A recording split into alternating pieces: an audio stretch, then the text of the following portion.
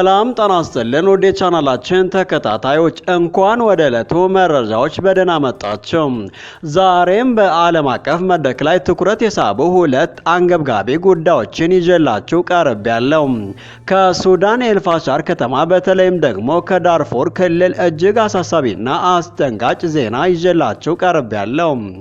የፈጣን ድጋፍ ኃይሎች ወይም አርኤስኤፍ 100 የሚሆኑ ንጹሃን ዜጎችን አፍኖ ለጉዳጅ ምልመላ እንደተጠቀመባቸው የሚገልጽ ከባድ ክስ ቀርቦባቸዋል። ይህ ሁኔታ በኤልፋሻር ያለውን ሰብአዊ ቀውስ ይበልጥ እያወሳሰበው ይገኛል።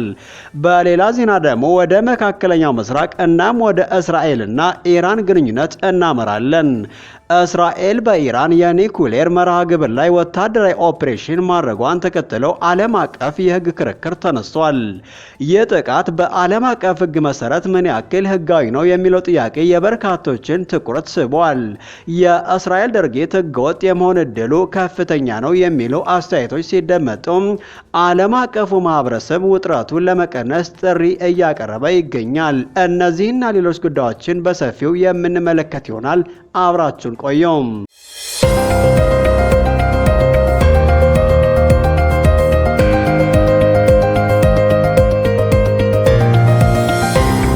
በሱዳን የዳርፉር ግዛት ውስጥ በኤልፋሻር ከተማ ዙሪያ ውጥረት ነግሷል። ይህ በከተማዋ ሰብአዊ ቀውስ እንዲባባስ አድርጓል።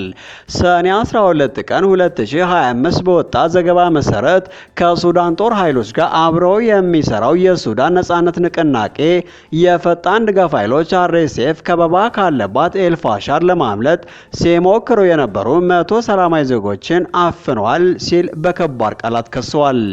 የሰሜን ዳርፉር ባለስልጣን የሆኑት መሐመድ አዳምኮሽ እንዳብራሩት አርኤስኤፍ ሰዎቹን ሮብ ዕለት ጠልፎ ከኤልፋሻር በምስራቅ በሚገኝ አንድ ተቋም ውስጥ አስሯቸዋል። ኮሽ የአርኤስኤፍን ድርጊት ጦርነቱን ለማፋፋም ሲል የግዳጅ ምልመላ ብሎ ሲገልጽ የተጠለፉ ሰዎች በጭነት መኪና በ3 የውጊያ ተሽከርካሪዎች ታጅበው መወሰዳቸውን በተለይም አስገንዝበዋል። ምንም እንኳን እነኚህ ክሶች ገለልተኛ ማረጋገጫ ባያገኙም አርኤስኤፍ የእርዳታ አቅርቦቶችን እያገደ መሆኑ እየተከሰሰ ነው። ይህ አሳሳቢ ክስተት የሚከሰተው በኤልፋሻር ውስጥ የከፋ የሰብአዊ ቀውስ በነገሰበት ወቅት ነው። ከተማዋ ከኤፕሪል 2024 ጀምሮ በከበባ ውስጥ የምትገኝ ሲሆን በሰፊው የዳርፉር ክልል ውስጥ ከአርኤስኤፍ ቁጥጥር ውጭ የሆነችው ብቸኛዋ ዋና ከተማ ነች። የምግብና የመድኃኒት እጥረት በነዋሪዎች ከተማዋን ለቀው እየሸሹ ነው። የሱዳን ጦር 6ኛ እግረኛ ክፍል ባወጣው መግለጫ አርኤስኤፍ ሰዎችን በምግብ ቅናሾች ከከተማ በማሰብ ከዚያው ወንዶችን ለግዳጅ ምልመላ እየለየ መሆኑን አሳስበዋል። የሰሜን ዳርፉር ገዢ የሆኑት አልሐፊዝ ባኪት መሐመድ ሲቪሎች ለአርኤስኤፍ ጥሪ ምላሾች በመስጠት ከተማዋን ለቀው እንዳይወጡ በጽኑ አስጠንቅቀው አለበለዚያ ለመዋጋት ሊገደዱ እንደሚችሉ በግልጽ ገልጸዋል። የገዢው ጽሕፈት ቤት በበኩሉ የምግብ እጥረትን ለማቃለል ለህብረተሰብ ኩሽናዎች ተጨማሪ ድጋፍ እንደሚሰጥና በከበባ ምክንያት ከፍተኛ ሁኔታ ለጨመረው የገበያ ዋጋ ለመቆጣጠር አዲስ እርምጃዎችን እንደሚተገበር አስታውቀዋል። ይህ ሁሉ በኤልፋሻር ያሉ ሲቪሎች የሚገጥሟቸውን ከባድ ተግዳሮቶች የሚያሳይ ሲሆን አስቸኳይና የተቀናጀ ሰብአዊ እርዳታ ስለሚያስፈልግ በግልጽ ያመለክታል። በመጨረሻም ኢራን የኒኩሌር መርሃ ግብር ላይ ያደረሰችው ወታደራዊ ኦፕሬሽን የኒኩሌር ተቋማትን፣ ሳይንቲስቶችና ወታደራዊ አመራሮችን ኢላማ ያደረገው ዓለም አቀፍ የህግ ክርክርን ወዲያውኑ አስነስቷል። በተለይም ኃይልን ስለመጠቀም የሚደነገው ህግ መሰረት የዚህ ጥቃት ህጋዊነት ጥያቄ ውስጥ ገብቷል። ከፍተኛ ትንታኔ እንደሚያመላክተው የእስራኤል ድርጊት ህገወጥ የመሆን እድሉ ከፍተኛ ነው። ምክንያቱም ይህ ጥቃት ኢራን ለወደፊት ልትፈጽመው የምትችለውን የታጠቀ ጥቃት ለመከላከል በተለይም ኢራን የኒኩሌር መሳሪያ እንዳትሰራ ለመከላከል የታለመ እንጂ በአሁኑ ወቅት እየተካሄደ ያለን የታጠቀ ጥቃት ለመመከት የተደረገ ስላልሆነ ነው።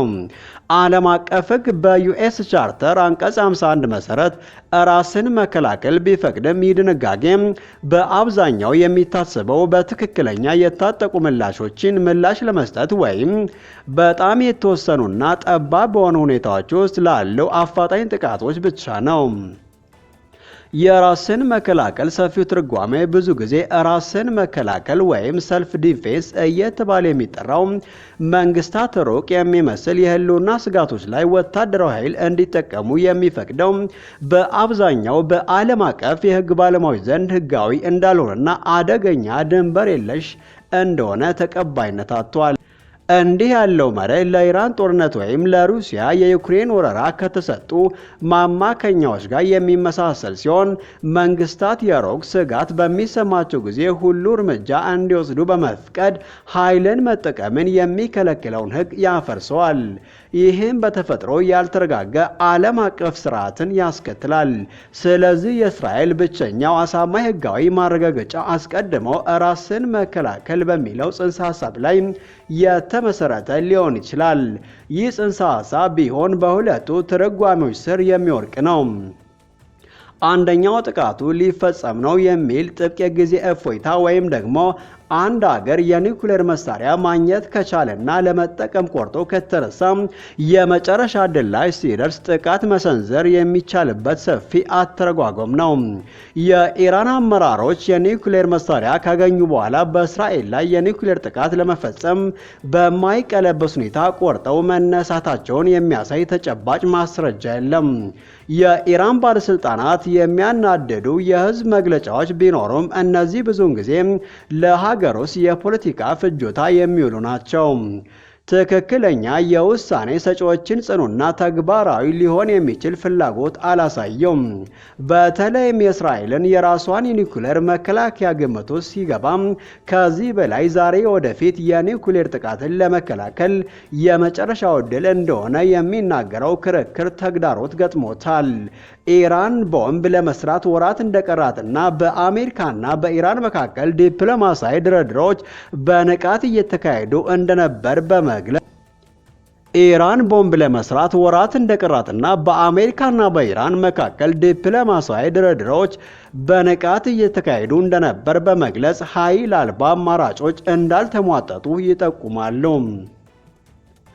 ስለዚህ እስራኤል የበለጠ አሳማኝ ማስረጃ ካላቀረበች በስተቀር የኃይል አጠቃቀሟ ተመጣጣኝ ያልሆነና አላስፈላጊ እንደሆነ በመታየቱ የዩኤስ ቻርተር 2/4 ላይ የተደነገገውን የጥቃት ተግባር በመጣስ ህገወጥ ድርጊት ሊሆን እንደ ኒውክሌር ተቋማት ያሉ ወታደራዊ ኢላማዎች ህጋዊ በሆነ መንገድ ሊመቱ ቢችሉም የሳይንቲስቶችን እንደ ግለሰብ ሆን ተብሎ ኢላማ በማድረግ የሚፈቅደው ተዋጊዎች ከሆኑ ወይም በቀጥታ በጦርነት ውስጥ እየተሳተፉ ከሆነ ብቻ ነው።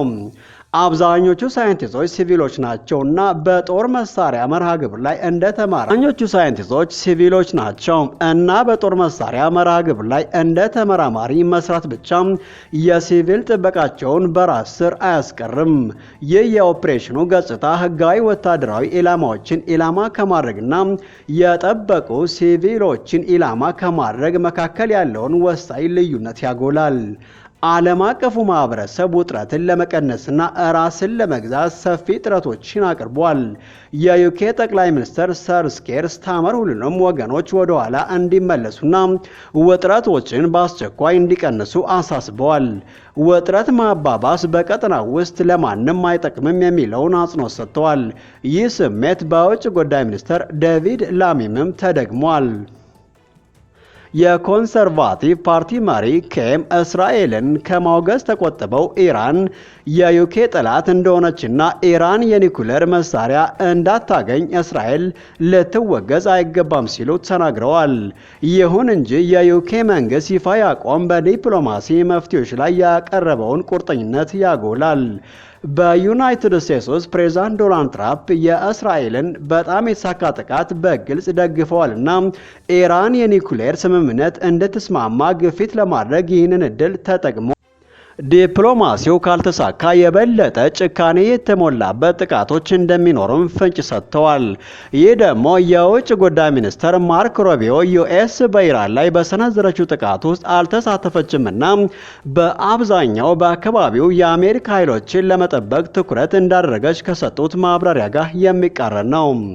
ወታደራዊ እርምጃ ቢኖርም በአሜሪካና በኢራን መካከል በኦማን ስድስተኛውን የኒውክሌር ስምምነት ድርድር ለማድረግ ጥረቶች አሁንም እየተደረጉ ቢሆንም የመሳካት እድላቸው ግን በእጅጉ ቀንሷል።